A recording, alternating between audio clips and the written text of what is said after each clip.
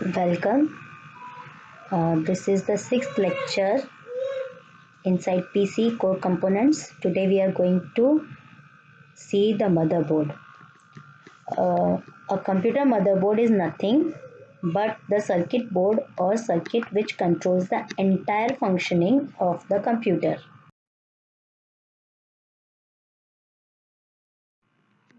Motherboard serves as a single platform to connect all of the parts of the computer together. The motherboard basically connects all the parts of the computer together. It connects the CPU, memory, hard drives, optical drives, video card, sound card and other ports and expansion cards directly or via cables. मतलब ये जितने भी ये device जितने भी components इधर listed हैं वो या तो डायरेक्टली कनेक्ट होता है मदरबोर्ड से या with the help of cables. It can be considered as the backbone of the computer. Backbone means जो ह्यूमन बीइंग की बैकबोन होती है वैसे ही कंप्यूटर की बैकबोन क्या है? Motherboard. Motherboard is mounted inside the case and is securely attached via small screws through pre-drilled holes. Motherboard directly chassis या फिर कहते हैं कंप्यूटर केस के अंदर माउंट करते हैं और उसको स्क्रूज से टाइट रखते स्क्रूज से कनेक्ट करते हैं और उसको टाइट रखते हैं जिससे कि वो बाहर गिर ना सके या फिर ढीला ना रहे और ऑलरेडी उसमें प्री ड्रिल्ड होल्स होते हैं so that you can connect your motherboard to the case. You can see this is the typical motherboard. In every side you are seeing this 1 2 3 4. What are these? These are nothing but references that I have mentioned at the last last slide, which is showing reference कि कहाँ से कौन सा statement है या फिर कोई figure ली है तो वो वहाँ मेंशन कर रखा है मैंने. तो अगर आपको देखना है तो you just visit these websites. You can see on this motherboard all ports are shown.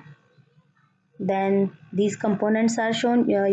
Initially you are not able to recognize what these actually components, what these slots are, but one by one we are going to look each and every component, and after that you will be able to recognize each and every component very clearly.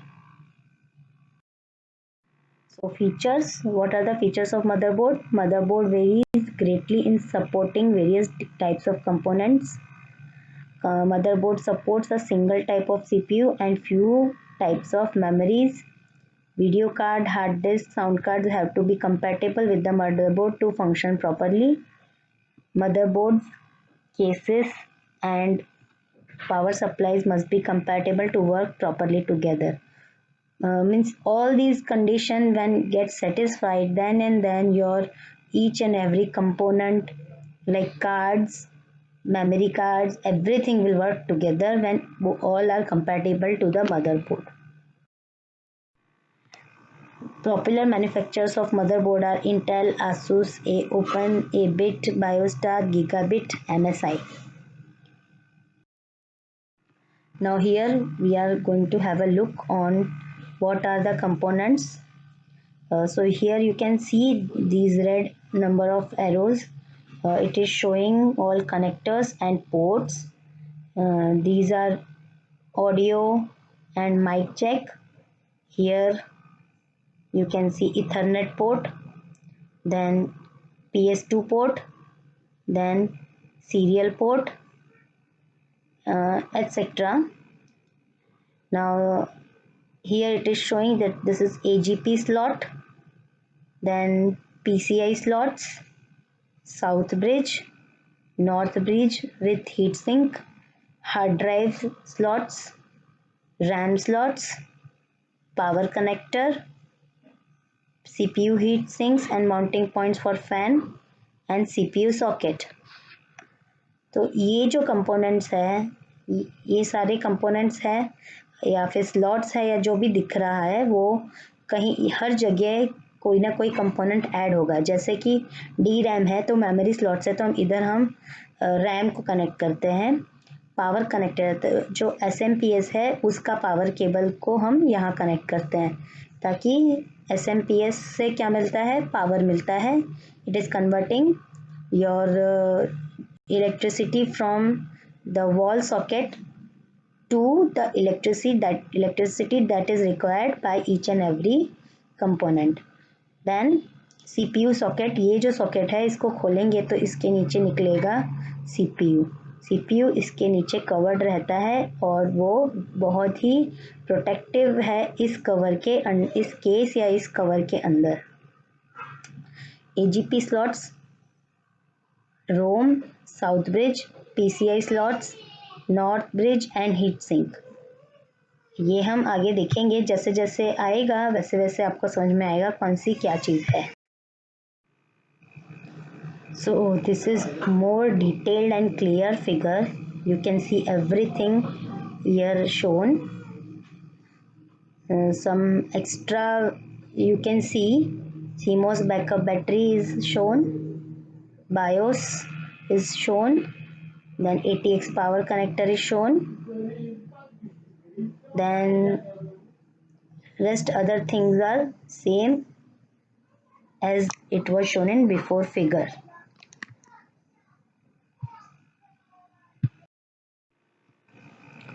So you can see this is the figure of CPU socket.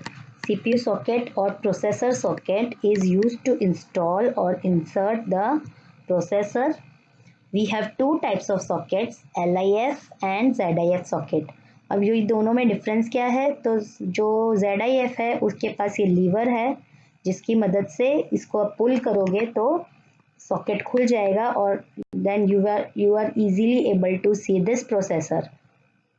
और ये जो LIF है उसमें ये इस type का जो liver या फिर इसको कहते हैं हिंज वो अवेलेबल नहीं है.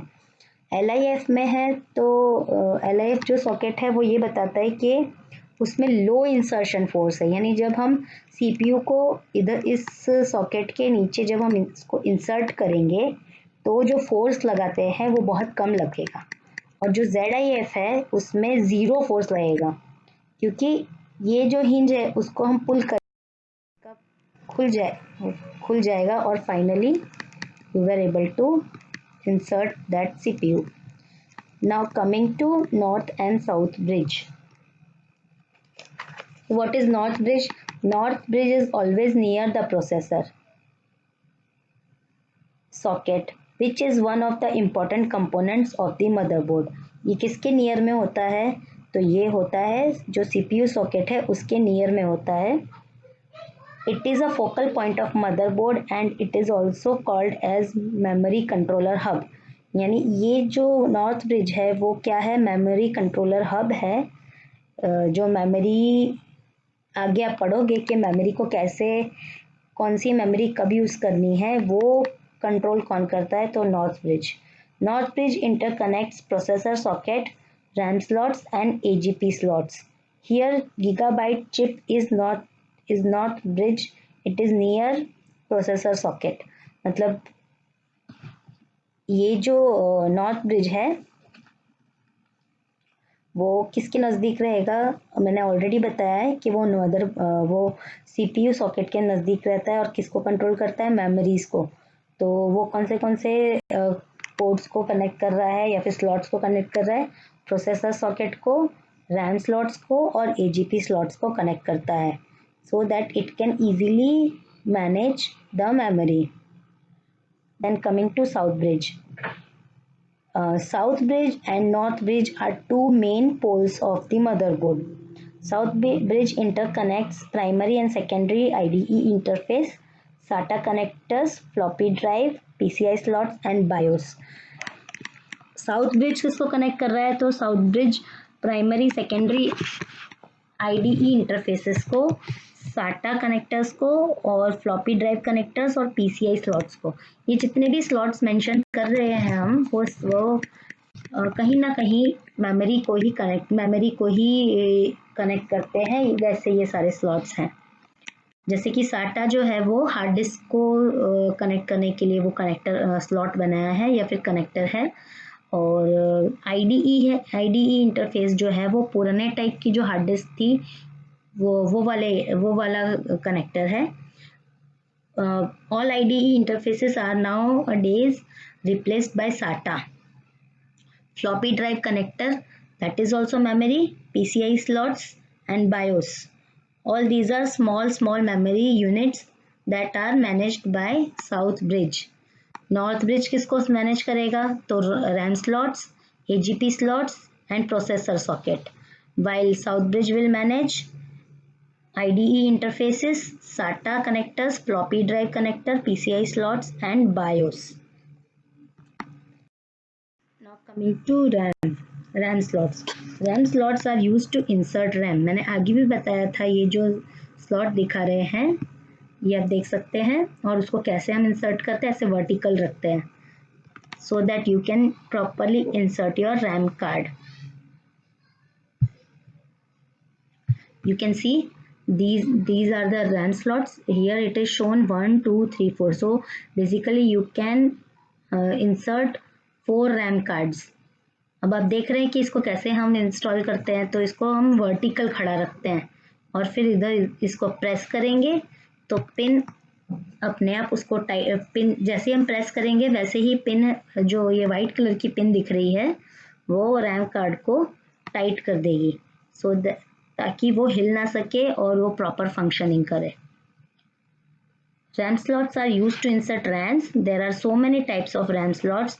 They are SD RAM slots, DDR RAM slots, DDR2 and DDR3 RAM slots. SD stands for synchronize dynamic. DDR stands for double data rate. So I hope you all are clear. अब आपका एक काम है कि DDR और SD ये दोनों type के जो रैम स्लॉट्स है उसका डिफरेंस आप खुद फाइंड करें।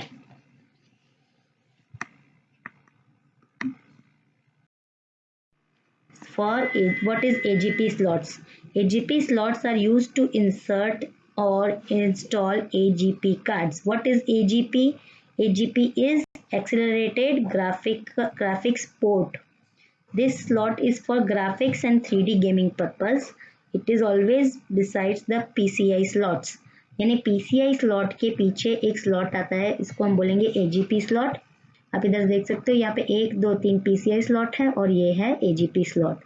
AGP slot ये इस तरह का है, यहाँ पे ब्राउन कलर का दिखा रहे हैं, यहाँ पे भी ब्राउन कलर का और इधर है पर्पल कलर का। बट हमेशा ये चीज़ याद रखो कि जो तीन एक जैसे स्लॉट्स हैं उसको कहेंगे PCI स्लॉट और उसके साथ अलग से एक जो स्लॉट रहेगा वो है AGP slot. This is for graphics card जो अच्छी गेम खेलते हैं जिसमें हाई वीडियो क्वालिटी होती है या उसकी हाई डेफिनेशन वीडियो होती है, उसके लिए हम ये वाला स्लॉट यूज़ करते हैं ताकि हम अच्छा वाला ग्राफिक्स कार्ड इंस्टॉल कर सकें। Now what is PCI slot? PCI are used to insert or install add-on cards such as LAN cards, sound cards, capture cards and TV tuner cards.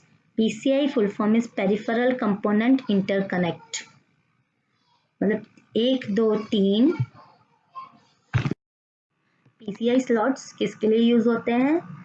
Add on cards के लिए। Add on cards कौन से होते हैं? तो लैन card है, sound card है, capture cards है और टीवी ट्यूनर कार्ड्स है। तो ये जितने भी स्लॉट्स है इधर हम ये सारे कार्ड्स हम इंस्टॉल कर सकते हैं। ये सारे जो स्लॉट्स है इस पे इंस्टॉलेशन कैसे होगा ये भी आपको आगे पता चलेगा। सबके लिए अलग टाइप का केबल रहेगा, उसका भी अलग टाइप का कनेक्टर रहेगा। फिर उस कनेक्टर की मदद से आप यहाँ पे उसको इंस्टॉल करोगे और वो जो कनेक्टर रहेगा वो एक दूसरे या तो फिर आपका कार्ड डायरेक्ट रहेगा या तो फिर वो जो पर्टिकुलर डिवाइस होगा उसके साथ कनेक्ट होगा। मोस्टली एड ऑन कार्ड्स होते हैं वो डायरेक्टली यहाँ पे कनेक्ट होंगे और then it will start functioning.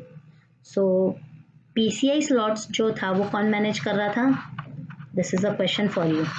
Which bridge was managing PCI slot is a question for you. Now coming to floppy drive connector. So you can see it is a 34 pin connector for floppy disk drive. Floppy drive connector is used to connect floppy drives. It supports two floppy drives so that A and B drives are reserved for two floppy drives. In my computer it has 32 pins. अब आप देख सकते हो कि floppy drive है, ये जो इस टाइप का जो स्लॉट होता है उसको कहेंगे फ्लॉपी ड्राइव कनेक्टर, और ये जो है उसका पावर केबल है. जब भी आप, और ये रहेगा उसका, this is a cable that is use to connect your floppy, और ये जो इसका दिख रहा है ये भी ये कनेक्टर है, इसको हम इधर कनेक्ट करेंगे, और ये जो सॉकेट दिख रहा है और ये जो केबल है ये this is nothing but a power cable and power socket that is given to your floppy drive. इससे फ्लॉपी ड्राइव को पावर मिलेगा और इससे फ्लॉपी ड्राइव कनेक्ट होगा किससे? मदरबोर्ड से. Next is primary and secondary IDE interfaces. So primary and secondary IDE interfaces are also called as IDE connectors. Okay, IDE connectors और पाटा कनेक्टर्स, यानी जो पुराने टाइम पे जब हम यूज़ करते थे तब हम IDE कनेक्टर यूज़ करते थे, और पुराने टाइप की जो हार्ड डिस्क होती थी वो इस IDE इंटरफेस को यूज़ करती थी. अब IDE का फुल फॉर्म क्या है? तो integrated device electronics. It supports IDE devices such as hard disk and CD and DVD drives. ने पुराने टाइप के जो होते थे हार्ड डिस्क या CD या DVD ड्राइव्स, वो हम ऐसे वाले पोर्ट पे कनेक्ट करते थे. This is for floppy drive. These are for primary and secondary IDE interfaces. एक जो रहेगा वो मास्टर रहेगा, दूसरा रहेगा स्लेव. यानी दो हार्ड डिस्क हम कनेक्ट कर पाएंगे. फर्स्ट वाले पे कनेक्ट करेंगे तो वो मास्टर बनेगा, सेकंड वाला होगा वो स्लेव बनेगा. मास्टर मीन्स ये ऑपरेट करेगा और ये होगा वो ऑपरेट होगा. सो जो भी कनेक्शन होगा वो इसके थ्रू ही होगा. This is the meaning of master and slave. Now you can see how it is connected. यहाँ पे जो स्लॉट था उस पे हमने ये कनेक्टर को विद दिस केबल कनेक्ट किया, और केबल का जो दूसरा एंड था वो हार्ड डिस्क पे कनेक्ट हुआ. और यहाँ पे भी आप देख रहे हो कि एक पावर केबल है, पावर केबल है, और ये पावर सॉकेट है जो हार्ड डिस्क को पावर देगा. और ये जो केबल है ये भी केबल है, दिस इज नोन एज पाटा, और यू कैन से IDE. वो क्या करेगा? मदरबोर्ड से हार्ड डिस्क को कनेक्ट करेगा और इसका डेटा ट्रांसफर जो होगा वो इस केबल की मदद से होगा. Now coming to SATA connectors. SATA are also called as serial ATA connectors. Full form of SATA is Serial Advanced Technology Attachment. These are connecting with serial ATA devices such as hard disk drives and CD or DVD drives. अब है तो जैसे वो पुराने जो थे वो PATA connectors थे, so they are basically replaced by these SATA connectors. PATA connectors की साइज बड़ी थी और साटा की देखो अब तो बहुत छोटी है. बेसिकली हार्ड डिस्क और CD और DVD ड्राइव्स को कनेक्ट करने के लिए यूज होते हैं, जो कि IDE कनेक्टर का काम था. Now coming to power connectors. अब power connectors. What is power connectors? So this power connector is ATX power connector. It has 20 or 24 pins. आप देख सकते हो ये 24 पिन का है. और motherboard takes the power from this connector to work. यानी SMPS से ये जो केबल दिख रहा है और ये दो कनेक्टर्स है, तो एक कनेक्टर लगेगा SMPS में और एक कनेक्टर लगेगा मदरबोर्ड में, जिसकी मदद से ये सारे केबल्स उसको मदरबोर्ड को पावर सप्लाई प्रोवाइड करेंगे. So here this one is female and this one is male because number of holes are available and these pins are going to get inserted in this kind of hollow pins. So one side it will be male and another side it will be female so that it can attach properly. CMOS and BIOS. So what is CMOS? There is a battery in the motherboard which is used to power the south bridge and the BIOS to save the settings, date and time. मतलब CMOS क्या है? वो एक ऐसा battery backup है जो south bridge को power देगा और बायोस को भी पावर देगा ताकि वो जो करंट सेटिंग है जैसे डेट और टाइम है वो सेव कर सके. कब? जब पीसी बंद है तब. Every time you can see के जब भी आप पीसी ऑन करते हो तो आपकी डेट और टाइम हमेशा रहती है. तो वो डेट और टाइम किसकी मदद से रहती है? तो ये सीमॉस बैटरी की मदद से रहती है. क्यों? वो बायोस को बैटरी प्रोवाइड करता है when your PC in shutdown mode. Now second is BIOS. This is CMOS and this is BIOS. So now what is BIOS? BIOS stands for Basic Input and Output System. This is also one of the important chip. It conducts the post power on self test. What is power on self test? It is a test that is performed when your PC is switched on from the shutdown mode. It is running one set of instructions. If all these instructions are satisfied, then your PC will run successfully. So you can see basically all these ports were available. You already know what are these ports, and it is on this side, and your motherboard is this, and it will be arranged in vertical manner so that all these ports are accessible to you, and you can see this on the top or this on the top, whatever situation or in whatever condition this motherboard is arranged. अगर हम उसको ये point ऊपर रखेंगे और ये point नीचे रखेंगे तो ये PS2 पोर्ट हमें ऊपर मिलेंगे और बाकी ये सारे पोर्ट्स हमें नीचे मिलेंगे. या फिर अगर हम इस तरह से ये वाला पॉइंट ऊपर रखें और ये वाला पॉइंट नीचे रखें तो ये PS2 पोर्ट है वो हमें नीचे मिलेंगे और बाकी सारा ऊपर मिलेगा. सो बेसिकली हम इसको ऐसे अरेंज करते हैं कि वर्टिकल रहे और ये ऊपर रहे और बाकी सारे स्लॉट्स नीचे रहे. So this is a block diagram of motherboard. This we will study in next lecture. This is enough for today, and you can visit all these slides and you will get more and more information to understand what are the basic components of motherboard. Thank you.